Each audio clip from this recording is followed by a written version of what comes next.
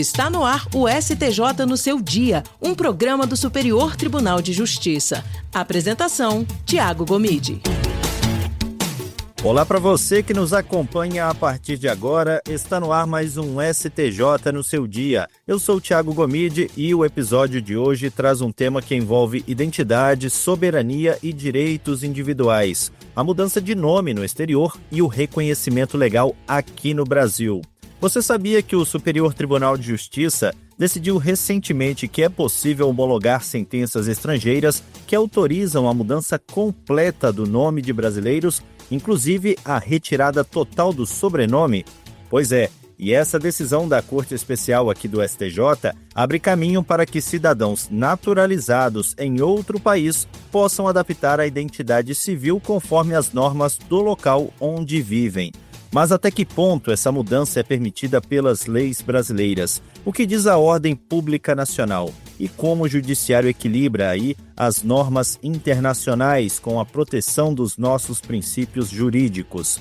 Para entender melhor esses impactos dessa decisão, os requisitos legais para homologações internacionais e o que ela representa no contexto dos direitos da personalidade, eu converso agora com a professora e advogada especialista em Direito Internacional, Estela Vieira. Seja muito bem-vinda ao STJ no seu dia. Tiago, um prazer estar aqui e poder conversar com você sobre esse tema. A gente sabe que tem muitas dúvidas das pessoas com relação ao assunto da validade das decisões judiciais tomadas no exterior. Então é ótimo poder conversar sobre como funciona esse processo de homologação no STJ e o que é importante ter em mente nesses casos, principalmente quanto à mudança de nome. Vamos começar então explicando aí pra gente quais são os principais critérios legais que precisam ser atendidos para que uma sentença estrangeira seja homologada pelo STJ no Brasil. Em primeiro lugar, essa sentença ela precisa ter sido proferida por uma autoridade competente no país de origem. Também precisa ter ocorrido a citação regular da parte contrária, mesmo que essa parte não tenha apresentado defesa, ou seja, mesmo nos casos de revelia. Outro requisito é que a decisão ela seja eficaz no país onde ela foi proferida, ou seja, que ela produza efeitos lá. Também não pode haver conflito com coisa julgada no Brasil, ou seja, não pode entrar em conflito com algo que já tenha sido decidido definitivamente pela Justiça brasileira.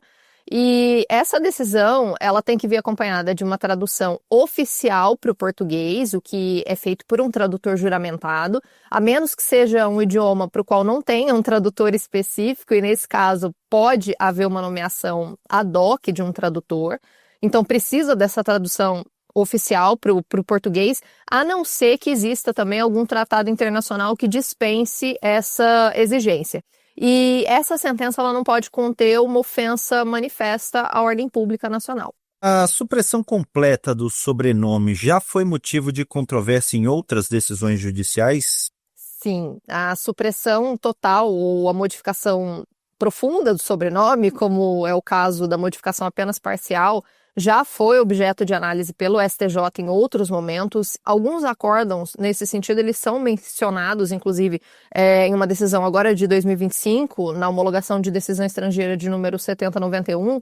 Qual é a grande preocupação acerca da supressão do sobrenome no direito brasileiro? Se você chama, por exemplo, José de Andrade Silva, por exemplo, filho de Maria Souza Silva e João de Andrade Silva, e você suprime ali o Andrade Silva, existe uma preocupação com a questão da homonímia, porque nós não somos identificados apenas pelo nosso nome próprio, nem mesmo só pelos nossos sobrenomes, mas também pelo sobrenome dos nossos genitores, dos nossos ascendentes, enfim, existe toda uma preocupação com relação à identificação. Só que nessa decisão especificamente do STJ, o STJ compreende que o fato da legislação brasileira não dispor sobre a supressão total dos sobrenomes não afasta a validade do ato estrangeiro, porque não haveria ali uma violação da ordem pública, não seria uma impossibilidade da questão da supressão do sobrenome, ela não é uma norma nuclear do ordenamento jurídico brasileiro, então não seria tecnicamente uma impossibilidade de se validar um ato estrangeiro nesse sentido.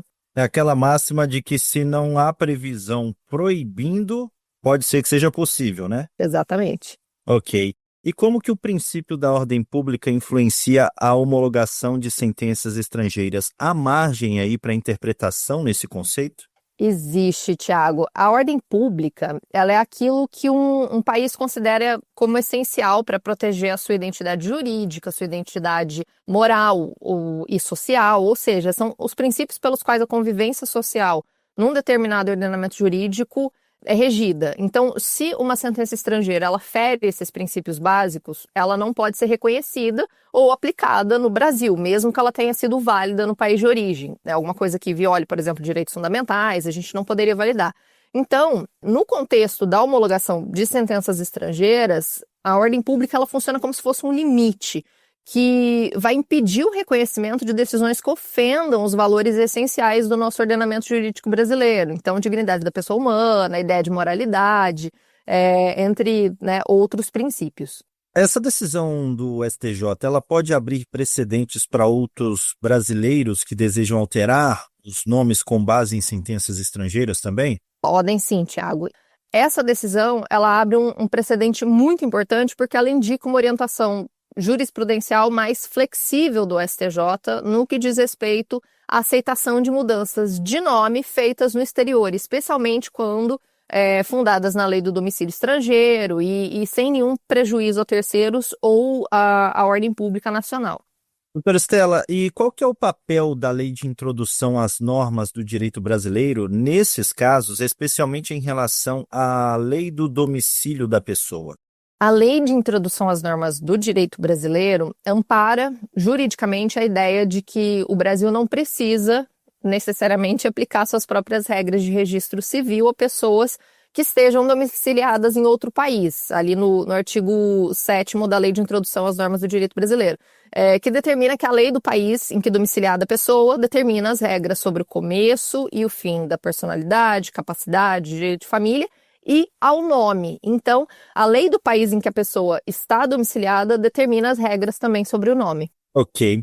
A recente lei, a 14.382, a lei de 2022, trouxe quais avanços que são ou podem ser considerados significativos no processo de alteração de nomes aqui no Brasil? A Lei 14.382 de 22, que vem alterar a lei de registros públicos anterior que a gente tinha, que era uma lei de 1973, trouxe alguns avanços muito importantes, porque essa lei ela moderniza a questão da possibilidade de alteração do nome, porque permite a mudança do prenome, ou seja, o nome próprio diretamente em cartório, né, o nosso primeiro nome, sem a necessidade de uma ação judicial, né, uma vez atingida a maioridade, e só pode ser feita essa alteração uma única vez na vida, no caso, por exemplo, da pessoa ter um nome vexatório, um nome que causa constrangimento, dela não se identificar com aquele nome, ou no caso também das pessoas trans, embora exista ali na Lei 14.382 um obstáculo muito importante,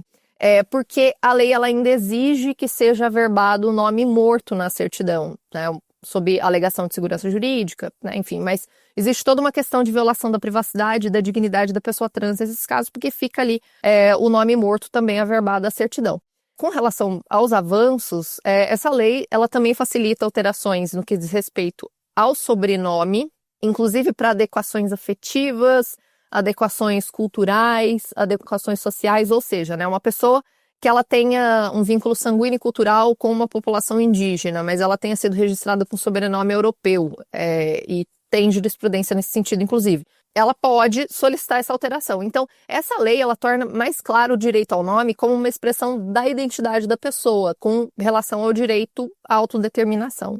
Ok. Existe algum risco de conflito jurídico entre o nome reconhecido no exterior e o nome registrado aqui no Brasil, caso a homologação não seja feita? Existe, porque sem a homologação da sentença estrangeira, o Brasil ele não reconhece oficialmente a mudança do nome, o que pode gerar algumas divergências entre documentos brasileiros e estrangeiros. Então, por exemplo, na questão de contrato, herança, casamento, emissão de passaporte brasileiro, né? Suponhamos que a pessoa, né, tenha ali o passaporte brasileiro, porque agora, né, quando você se naturaliza em outro país, você não perde mais automaticamente a nacionalidade brasileira. Então, a homologação ela é essencial para harmonizar a identidade civil da pessoa nos dois países, ou mais países nos quais ela eventualmente tem ali uma nacionalidade. E a gente pode dizer, então, que o Brasil está caminhando aí para uma flexibilização maior em relação à identidade civil e mudanças de nome?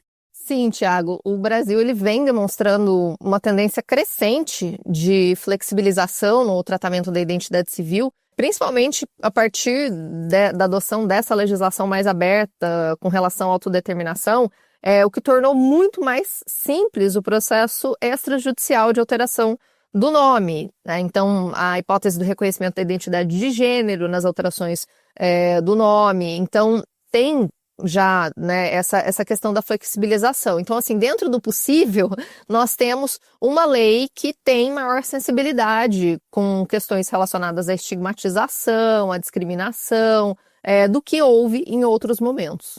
Caminhando já para o fim da nossa conversa, doutora Estela, como que se dá, então, o equilíbrio entre o respeito à soberania brasileira e o reconhecimento das normas jurídicas estrangeiras nesses processos? O equilíbrio, ele acontece por meio das regras que o nosso direito brasileiro, de forma soberana, estabelece para a aplicação das normas estrangeiras no Brasil, como é o caso da homologação judicial para que uma decisão jurídica estrangeira surta efeitos no Brasil, que é o que permite ao STJ verificar se a decisão estrangeira é compatível com os princípios fundamentais do direito brasileiro, e isso é um exercício de soberania. Então, o Brasil respeita as decisões estrangeiras, mas também se reserva o direito de recusar o reconhecimento e a aplicação de decisões que violem a nossa ordem pública. Então, é um mecanismo de cooperação jurídica internacional, mas tem salvaguardas com relação à nossa soberania. Não é toda sentença também que a gente homologa. Quais cuidados os brasileiros residentes no exterior devem tomar ao alterar o nome para garantir o reconhecimento legal aqui no Brasil? Se essa alteração foi realizada, foi determinada por meio de uma decisão judicial estrangeira, que é algo que acontece, por exemplo, em alguns casos de dupla nacionalidade, nacionalidade originária, né, ou no caso da pessoa ter se naturalizado também, né, ou seja, nos casos no qual a pessoa realiza essa alteração no judiciário de outro país, é fundamental que essa decisão seja posteriormente homologada pelo STJ, conforme exigido pela nossa legislação do Brasil, para que ela possa surtir efeitos no território nacional. Então, tem ali que ter sido emitida por autoridade competente, tem que ser válida no país de origem e todos os outros requisitos do artigo 963 do Código de Processo Civil. Ok, doutora e professora em Direito Internacional Estela Vieira, muito obrigado pela disponibilidade e pelos esclarecimentos prestados aqui no STJ no seu dia. Muito obrigada, Tiago. Eu é que fico extremamente feliz de poder contribuir. Espero que possa ter esclarecido um pouco mais sobre essa questão da homologação de sentenças. STJ no seu dia, um programa do Superior Tribunal de Justiça. E o STJ no seu dia vai ficando por aqui. Eu agradeço mais uma vez a sua companhia pela Rádio Justiça e também pelas nossas plataformas digitais. O STJ no seu dia tem produção de Caio Baltazar, trabalhos técnicos de Roberto Glória, direção e coordenação geral de Daniele Lombardi. Até o próximo episódio. Tchau, tchau. STJ no seu dia, um programa do Superior Tribunal de Justiça.